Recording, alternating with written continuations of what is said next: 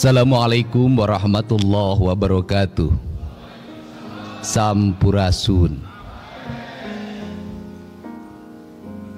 Yang saya hormati, saya muliakan dan saya banggakan, bahkan saya katakan sebagai tauladan birokrat Sunda,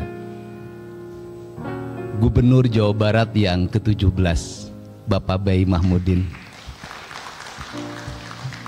Saya memberikan ucapan spesial pada pagi hari ini karena dia sebagai PJ betul-betul memposisikan sebagai PJ, mengatur ritme birokrasi, menata keuangan, kemudian mengantarkan pemimpin baru dengan penuh sukacita dan penuh rasa bahagia.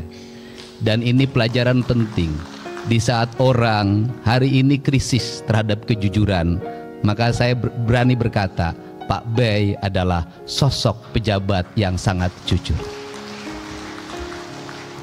Bapak dan Ibu yang saya hormati, bahwa ritual pemilihan gubernur bukan hanya sekedar seremoni demokrasi yang menghabiskan anggaran triliunan dalam setiap tahun, tetapi yang lebih esensi dari itu adalah membangun komitmen bersama bahwa bangsa ini bisa membuka ruang demokrasi yang terbuka, dipilih oleh seluruh rakyatnya yang memenuhi batasan usia undang-undang, dan Jawa Barat adalah tingkat pemilih tertinggi di Indonesia.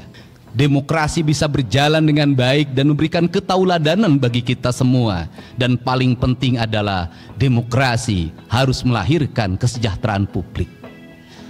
Kesejahteraan publik itu tercantum dalam logonya pemerintah Provinsi Jawa Barat, Gemah Ripah Repeh Rapi.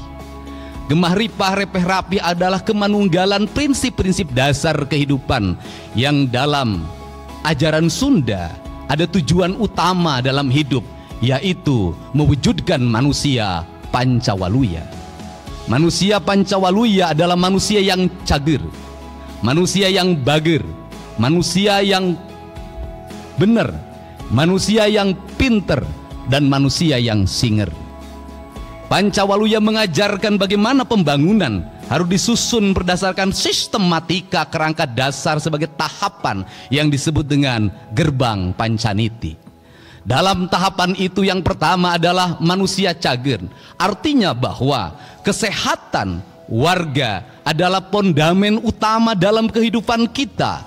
Maka pembangunan harus mengarah pada upaya membangun kesehatan. Maka kesehatan memiliki dua variabel. Yang pertama adalah pencegahan, yang kedua adalah pengobatan.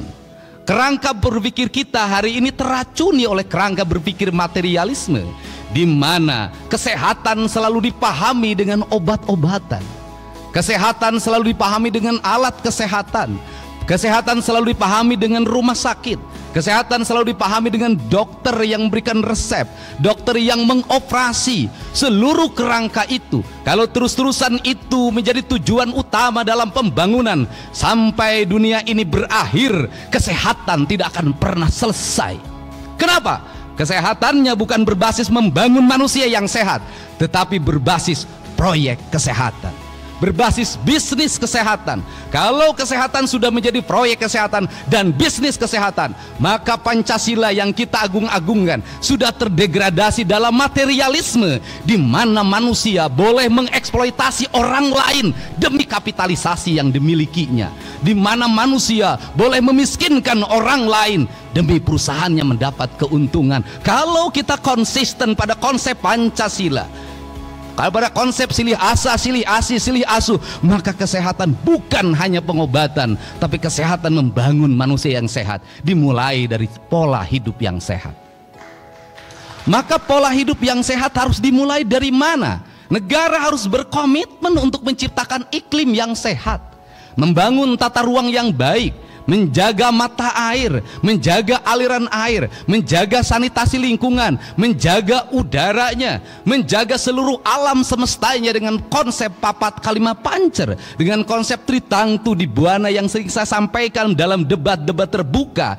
Karena itulah yang diajarkan oleh leluhur kita, sehingga ketika saya mengatakan bahwa pembangunan di Jawa Barat itu harus kembali pada pembangunan yang berdasarkan asas-asas ajaran leluhur, sesungguhnya bukan klinik, sesungguhnya bukan mistik, tetapi sesungguhnya sebuah pengetahuan metafisika, sebuah pengetahuan tentang alam raya, tentang manusia membangun hubungan dengan alam dan seluruh semestanya yang disebut dengan kemanunggalan. Itulah konsep asasi tentang jati diri bangsa yang sebenarnya.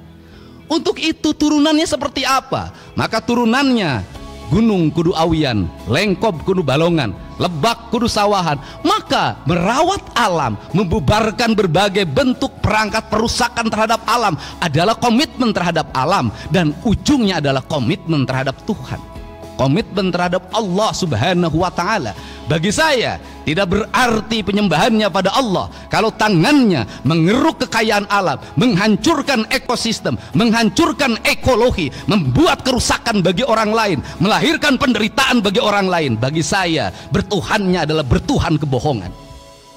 Karena itu komitmennya harus bersama. Maka dalam komitmen bersama itu tadi ditandatangani, saya menyebutnya itu disebut dengan gerakan manunggal. Hanya manusia yang manunggalah dia akan sehat, hanya manusia yang manunggalah dia akan sejahtera, dan hanya manusia manunggalah dia adalah manusia yang menyatu dengan seluruh alamnya. Dan kelak ketika dia meninggal, dia akan kembali pada kesucian dirinya, kembali pada Allah sang pemilik dan maha suci dalam hidupnya.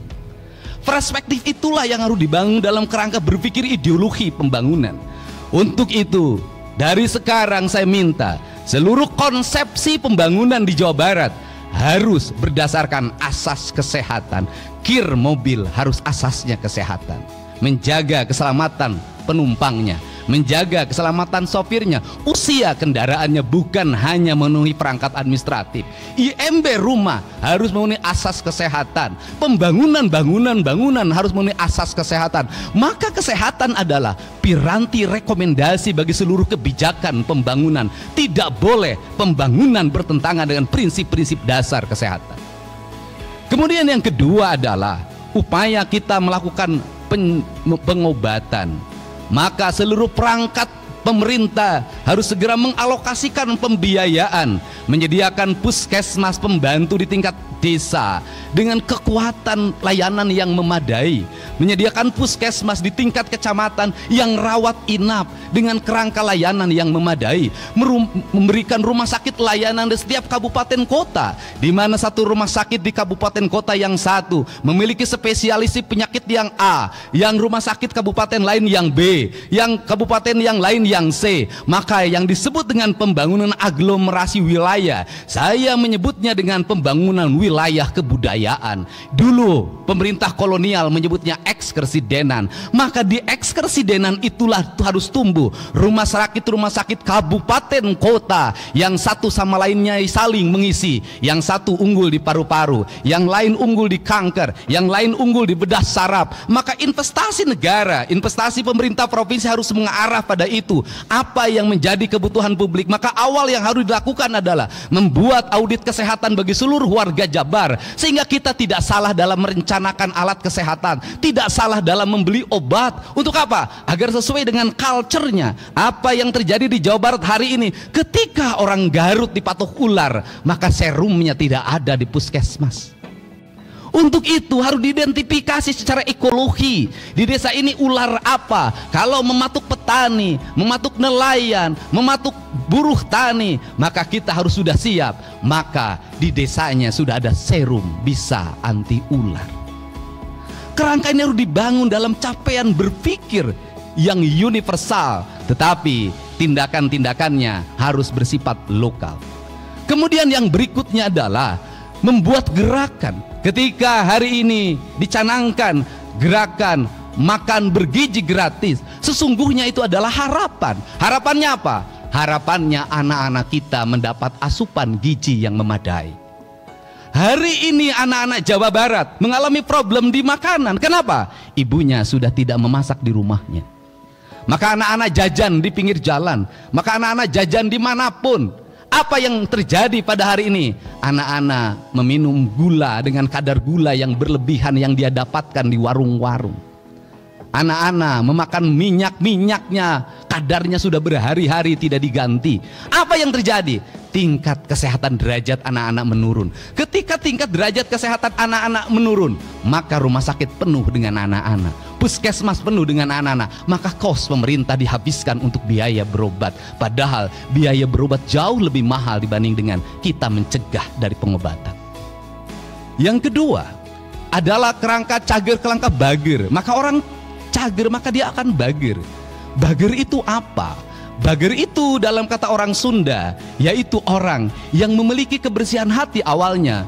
Cilik putih celak herang, caang bulan 14, jalan gede sasapuan, tegenek temalekmek balumbang timur narawangan. Maka sifatnya dedehan welasan asihan, nulung kanu butuh nalang kanu susah nganter kanu sieun nyaangan kanu poeken. Maka kerangka kerja itu harus dibangun dalam sistem pendidikan yang membangun karakter pribadi anak-anak. Anak-anak kita pinter main IT-nya, anak-anak kita pinter berucapnya, tapi hari ini lemah kesabarannya, lemah fisiknya, dan dalam jangka panjang kalau ini dibiarkan maka akan menjadi ancaman masa depan. Saya katakan tadi malam sudah layak para bupati wali kota hari ini mengevaluasi anak-anak TK, SD dan SMP menggunakan perangkat HP dalam kehidupan keseharian kalau ingin punya generasi hebat.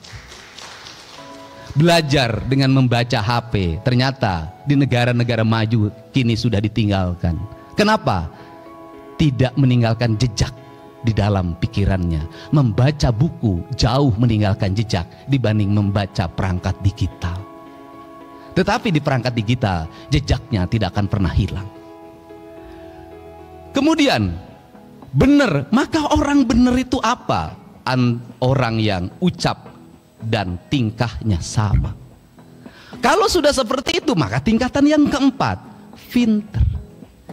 Orang pinter boleh, tetapi kalau dia sudah cager, sudah bager, dan sudah benar. Kenapa? Kalau pinter lebih dulu, dia tidak cager. Profesor tak akan berarti kalau dia kena stroke. Dia pinter, tapi dia tidak benar. Rusak pegang anggaran. Tidak pernah mengarah pada kepentingan publik. Habis belanjanya oleh kepentingan-kepentingan yang non-publik. Maka pinter menjadi kekuatan utama. Yang terakhir, orang pinter tak ada arti kalau tidak singer. Dia tidak satset, dia tidak pok-pek prak, dia tidak bisa mengaplikasikan seluruh perangkatnya dalam kehidupannya.